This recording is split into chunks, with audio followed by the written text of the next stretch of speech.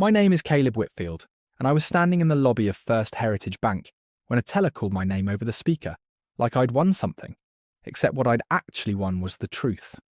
3 weeks earlier, I'd been sitting at my parents' kitchen table in Dayton, Ohio, listening to my mother explain, very calmly, like she was reading a grocery list, that the $412,000 sitting in the account my grandfather left for my education had been transferred to my younger sister Madison for her wedding, for her fresh start, for her husband's failing car dealership that apparently needed a bridge loan from family. I want you to understand something before I go further. That money wasn't a gift. It wasn't something they'd saved up out of love. My grandfather, Earl Whitfield, had been a machinist for 41 years at a tool plant outside Dayton. And when he died, he left a trust specifically in my name, specifically for college, specifically because he used to tell me every single Sunday at his kitchen table that I was going to be the first Whitfield man to walk across a graduation stage in a cap and gown instead of steel-toed boots. He died when I was 16. The trust was supposed to release to me in full when I turned 25, with my parents as custodians until then, because that's how Earl set it up. He didn't trust banks alone, he trusted family, which in hindsight is the saddest part of this whole story. I turned 25 11 days before my mother told me the money was gone. It's not gone, Caleb. It's just repurposed, she said, not even looking up from her phone. Madison needed it. You're doing fine. You've got your job. My job? I want to talk about my job for a second, because it matters more than you think. I worked as a financial analyst for a regional logistics company, making decent money, nothing spectacular. Living in a one-bedroom apartment in Dayton that smelled like the previous tenant's cigarettes no matter how many candles I burned. I was not rich. I was not successful in the way my family measured success, which was loud, visible, Instagrammable success. Madison had that. Madison always had that. Madison was 2 years younger than me, and from the time she was maybe 9 years old, my parents treated her like she was made of porcelain and possibility, while I was treated like the load-bearing wall of the family, useful, expected to hold everything up, never celebrated for it. When I made the dean's list in college, my mother said, "That's nice," and changed the subject to Madison's cheerleading regionals. When Madison failed 2 semesters of community college and dropped out to find herself in Charleston, my parents took out a second mortgage to help her find herself more comfortably.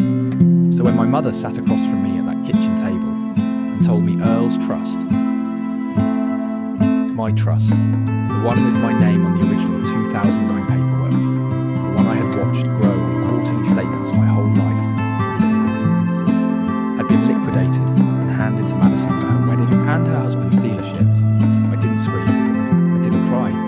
I just asked one question. How is that even legal? I'm 25. The trust was supposed to release to me automatically. My father, who had been silent the whole time, pretending to read the newspaper like we were living in 1987, finally looked up. We had it restructured. Lawyer said it was fine since we were still listed as co-trustees until the official release date paperwork went through. Technically, it hadn't released yet. Technically. I want you to sit with that word the way I have to sit with it for the next several weeks, because that word, technically, was the first crack in a wall I didn't even know was hiding something much bigger behind it. I left that house that night and drove around Dayton for almost 3 hours with no destination, just driving past the tool plant where my grandfather worked, past the cemetery where he was buried, past the high school where I used to tell people, half joking, half praying, that I was going to be somebody someday. I parked outside my apartment and sat in my car until 2 in the morning.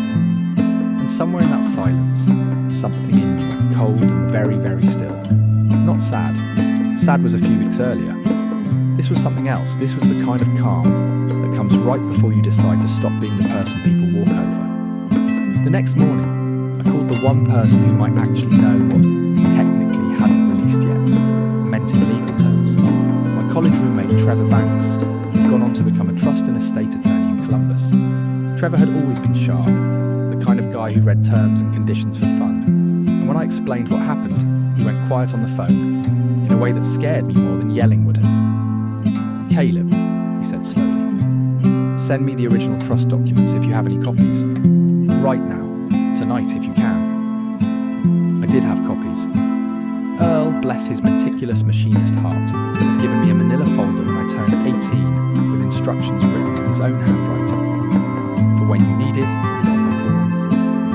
I'd never even opened most of it. I drove to my storage unit that same night and found the folder buried under old textbooks. And what I found inside it would become the first real twist in this story. Not the betrayal itself, but what the betrayal was actually hiding. Earl hadn't just left money for my education. He'd left a contingency clause, drafted by his own attorney back in 2009, that stated if the trust funds were ever withdrawn, transferred, or redirected for purposes outside of the named beneficiary's education, without that beneficiary's written consent, the entire remaining estate, which included a separate account I had never known existed, a secondary investment account Earl had quietly built from patent royalties on a machine tooling design he'd sold to a manufacturing company back in the 90s, would automatically transfer in full to the named beneficiary, with the custodian's rights immediately and permanently revoked. I read that clause 4 times standing in a dusty storage unit at 11 at night before I understood what it meant. My parents hadn't just stolen from me, they had triggered a clause that, if Trevor was right, meant everything. Not just the 412,000, but a second account neither of us even knew the size of, was now legally, irrevocably mine. Trevor called me back 2 days later, and his voice had a kind of controlled excitement that lawyers get when they smell a case and they know they're going to win. "Caleb, I need you to brace yourself," he said. I pulled records through a contact at the county clerk's office. "That secondary account your grandfather mentioned. It's real. It's been sitting at First Heritage Bank under a holding trust since 2011. Your grandfather rolled patent royalty payments into it for years before he died. Caleb, this account is worth $1,100,000. And because of the contingency clause, your parents' withdrawal from the primary account just legally severed their custodial rights over both." I had to sit down on my kitchen floor. I'm not going to pretend I felt triumphant in that moment. I felt sick. I felt like the floor of my entire childhood had been pulled out from under me twice. In 2 weeks, once by the betrayal, and once by the realization that my grandfather, the quietest man I ever knew, had built a fortress around me that my own parents never even knew existed, because he never trusted them with it. But here's where the story gets more complicated, because revenge stories aren't satisfying if they're simple, and mine was not simple at all. I didn't tell my parents what I found. Not yet. Instead, I did something that I think surprised even Trevor. I asked him to help me legally and quietly secure the funds first, with zero public confrontation. No drama. Nothing. I wanted the money safe before anyone in my family knew I had leverage. Because I had learned one thing about my parents over 25 years. The moment they sense they're losing control of something, they scramble to destroy it before anyone else can have it. It took 6 weeks of paperwork, notarised affidavits, and one deposition where my mother, under oath, not realising what was coming, admitted on record that she and my father had withdrawn the trust funds for Madison's benefit, with full knowledge that the official release date hadn't passed. That deposition is what set everything in motion. 3 days after it was filed, my mother showed up at my apartment, banging on the door like the building was on fire. "What did you do?" she screamed the moment I opened it. "The bank froze our accounts. Madison's wedding is in 5 weeks. Caleb, what did you do?" I want to be honest. There was a part of me, a small, ugly, human part of me, that felt something close to joy, watching my mother's face when I calmly explained the contingency clause to her, watching the exact moment it landed, watching 25 years of being the invisible sun crystallise into one sentence I've been waiting my whole life to say. "I didn't do anything, Mum. Grandpa did. Years ago. You just never read the fine print." She went pale. She actually had to grab the door frame. "That money was supposed to go to family," she said, voice cracking. "I am family," I said. "I was always family. You just never treated me like I was." She left without another word, and for a few days there was silence. The kind of heavy silence that feels like the air before a tornado. I should have known that silence wasn't peace. It was my family regrouping. Here's twist number 2, and this is the one that genuinely shook me, because I never saw it coming. 10 days later, I got a call from Madison herself. Not angry, not crying. Calm, almost rehearsed, like she practiced the words in a mirror. "Caleb, I need to tell you something Mom and Dad don't know I know," she said. "And I think you deserve to hear it from me before the lawyers turn it into something ugly." She told me that the dealership her husband Tyler ran wasn't failing because of bad luck like my parents had told everyone. It was failing because Tyler had been siphoning company funds into a separate account for almost 2 years, funneling money toward a second life he was building in Florida with a woman he'd met at a trade conference. A woman Madison had only found out about 3 weeks earlier when a private investigator she'd secretly hired sent her photographs. The trust fund money, my trust fund money, hadn't gone to save the dealership. It had gone almost entirely toward paying off Tyler's secret debts so he could keep his double life financially afloat a little longer, all while my parents believed, or pretended to believe, they were rescuing their daughter's marriage. "I didn't know Caleb," Madison said, and for the first time in years, I heard something in her voice that didn't sound performative. "I swear to God I didn't know what he was doing with it. I thought it was for the dealership. I thought it was for us." I believed her. That's the part that complicates everything. Because as much as Madison had been the golden child my whole life, she had also been a victim in this story, in a way none of us anticipated. Manipulated by a husband who saw an opportunity in a family that already had a habit of moving money around for family emergencies without asking questions. The wedding, by the way, never happened. Madison called it off 2 weeks before the freeze on the accounts even became public knowledge in our small social circle. Which meant by the time people started hearing whispers about the Whitfield situation, there were 2 scandals braiding together instead of one: my missing trust fund and Tyler's secret double life. And Dayton, Ohio, is a small enough town that whispers travel like wildfire through a dry field. This is where the public humiliation scene comes in, and I promise you I did not plan it. Life planned it for me. But my father, in a desperate and frankly baffling attempt to fix the narrative, organised what he called a family meeting at Madison's in-laws country club, inviting extended family, a few of my parents' closest friends, even my Aunt Renee, who'd flown in from Tennessee, framing it as a chance to clear the air before things got blown out of proportion. What he actually wanted, I realised walking in, was an audience. He wanted witnesses who would see me as the villain, the bitter older son trying to destroy his own family over money, dragging his sister's failed marriage into the spotlight out of jealousy. He stood up in front of nearly 20 people in that country club dining room and said, almost theatrically, "Caleb has decided that money matters more to him than family. He's suing his own parents. His own sister's wedding fell apart because of this lawsuit." I remember the silence in that room. I remember feeling every eye turn toward me, waiting for me to either collapse in shame or explode in anger. Because that's what they expected from the son, who'd always absorb things quietly. I did neither. I stood up, and in a voice that didn't shake, I told that room the truth. Not with anger, but with the same calm precision my grandfather used to use when he explained machinery to me as a kid, piece by piece, so even a child could understand exactly how something worked. I told them about the trust. I told them about the contingency clause. I told them, carefully, without naming Tyler directly out of some leftover protective instinct toward Madison, that the money taken from me hadn't gone toward saving a marriage. It had gone toward funding a betrayal none of them knew about yet. And then Madison sitting at the end of the table. It's something I will never forget as long as I live. She stood up too, and in front of everyone she said, "Tell them the rest, Dad. Tell them where the money actually went." My father's face went the colour of old paper.